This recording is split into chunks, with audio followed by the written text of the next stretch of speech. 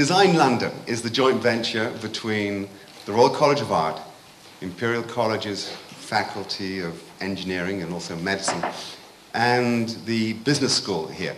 And it was brought about following the kind of Cox Review Creativity in Business to stir together designers and business people and engineers and technologists in order to be able to make sure that Britain as a whole and also internationally, our innovation would flourish and we would be able to do things that we hadn't done before.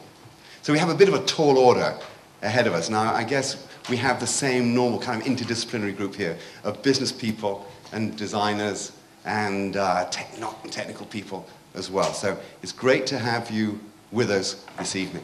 Now, it's also very exciting for me to introduce Dick Powell. Dick and I were students together at the Royal College of Art. Oh, gosh. Let's not say when. No, we won't say when, no. But quite a while back. Dick was the ultra cool one, and of course still is. He was also supremely talented as a designer, and I was the kind of the engineer geeky one, who had kind of crept across the road. Dick taught me to draw. I couldn't draw a thing, but Dick was the absolute wizard with magic markers, as I recollect from those days, and probably still is now. As I think perhaps any decent design group should claim, to be very creative and very innovative. And today I want to talk to you about innovation, because I believe passionately that there is a strong link and a strong role for design in the innovation process within business. And that's what we as a business try to practice. Because the first thing that business has to do when it's thinking about innovation is to embrace the whole idea of change. So the product, keeping the product as a manifestation of brand is critical to what we do. And they're too important to be entrusted to brand managers. So what we do is we've developed a tool we call Brand DNA, which is all about how brand should be manifested through product and through packaging.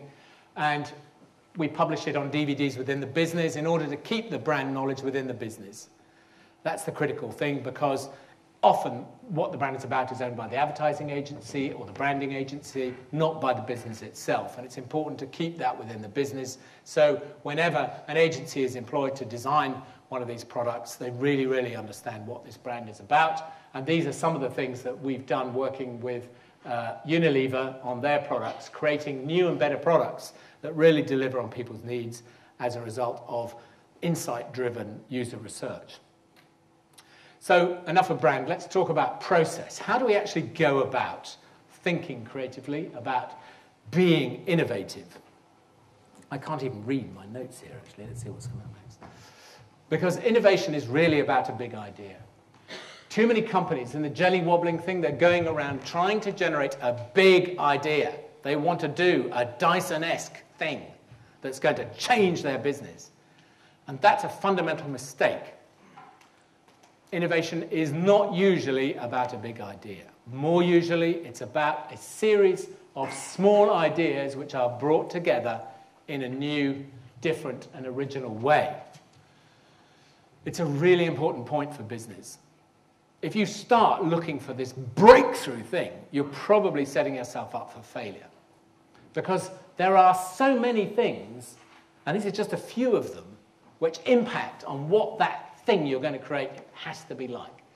So many different factors that with a big product like a car or a train or whatever it is, you just can't even keep those in your head. You have to subdivide all those problems into different teams and so on. And the process of resolving all these conflicting factors is essentially a chaotic process. The creative process is essentially a chaotic process which happens in your head. The resolution of all of these different things is something that has to happen in your head and with a group of like-minded people. And we have a process for that, and what we're searching for is we call the unexpected but relevant solution. Unexpected because you want users, people, consumers to go, thank God someone solved that, or wow, isn't that a wonderful idea? And at the same time relevant because it meets their needs. To concentrate on the parts without losing sight of the whole. Don't get too involved in the details so you lose sight of your concept. while at the same time be prepared and able to work on the big idea without losing sight of all of the little things that are going to make it happen. The reason I say that is when very early in my career, we started working in Japan, and we designed a camera for a famous Japanese company, and the model that left our office was perfect, brilliant, lovely. And what we got back several months later, somehow it had all fallen apart, because great concepts and great design is a very fragile thing. It needs to be managed through to market. Change is always necessary. And trying to convince this Japanese client about this was quite hard. So we created the perfect concept to illustrate this process of change. We have to think differently. Creative people are not like the rest of the world.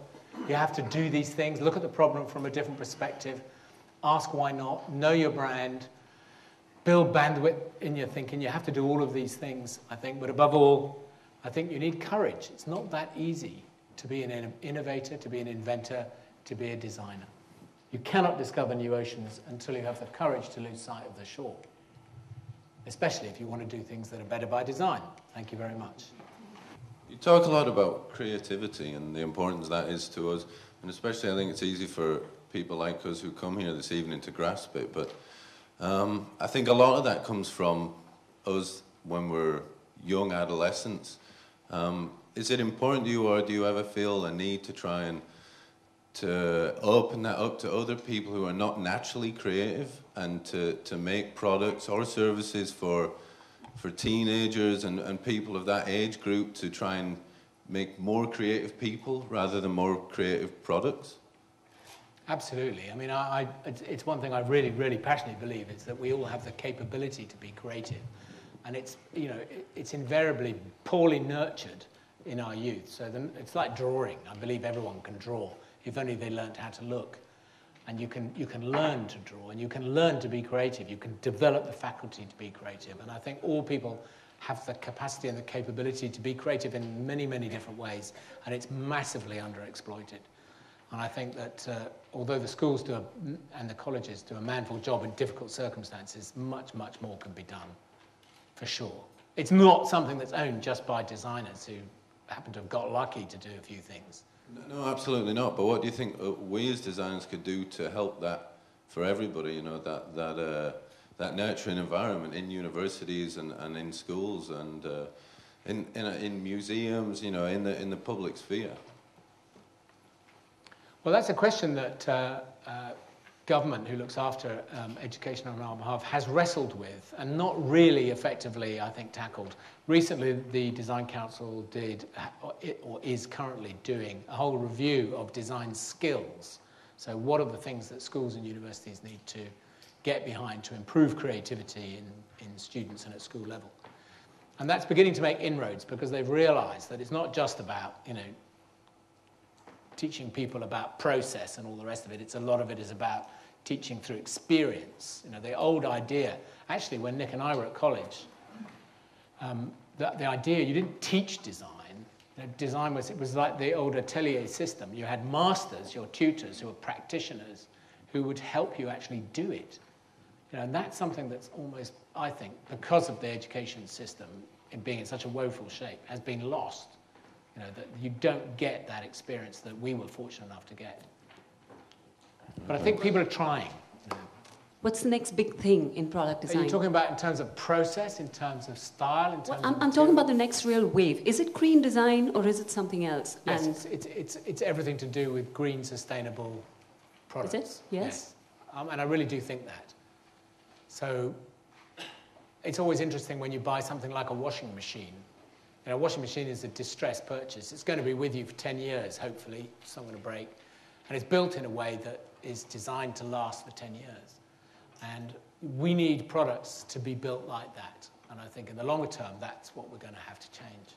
Okay, interesting. Thank you. I'm looking forward to building you know, I want to go down my high street and find a shop that repairs things.